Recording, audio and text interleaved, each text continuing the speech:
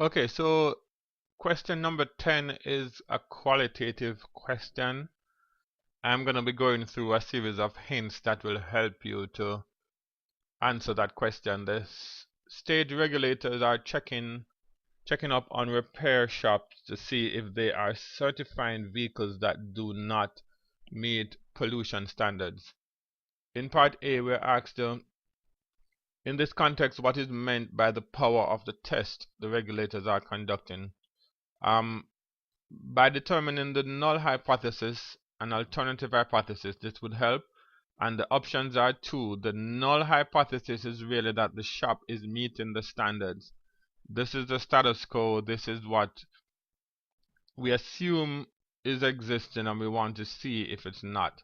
And then what we're trying to suggest or prove is that if the shop is not meeting the standards, we would have a rejection of the null. So this is the null hypothesis, and this is the alternative hypothesis. Now part B is asking you, if you change the number of cars being tested, how will this impact the results? Reducing the standard deviation in an experiment decreases the probability of both type 1 and type 2 errors. So therefore, what can we do? How does this change in the number of cars relate to the standard deviation? Certainly a larger sample size decreases the standard deviation. So that hint should help you with that question. What effect does the sample size of the experiment have on the power of the test? So therefore, the larger sample size will increase the power of the test. Part C, if we look at the level of significance, and if that were to increase, it's going to lead to an increased chance of rejecting the null hypothesis, which is what we want to happen if the null hypothesis is not correct. So note that the power of the test will be greater if there is more of a chance to reject the null hypothesis.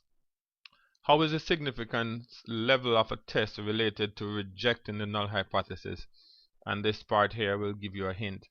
As the level of significance increases, so does the chance of rejecting the null hypothesis. And the last part we want to look at, or the second to last part, the distance between the null hypothesis value P0 and the truth P is called the effect size. In what way does the power directly depend on the effect size? The larger the effect size, the larger the power.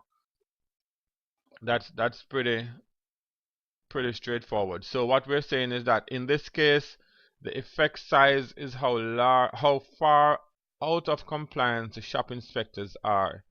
Use this information to determine if the shop inspectors being a little or a lot out of compliance results in a greater power.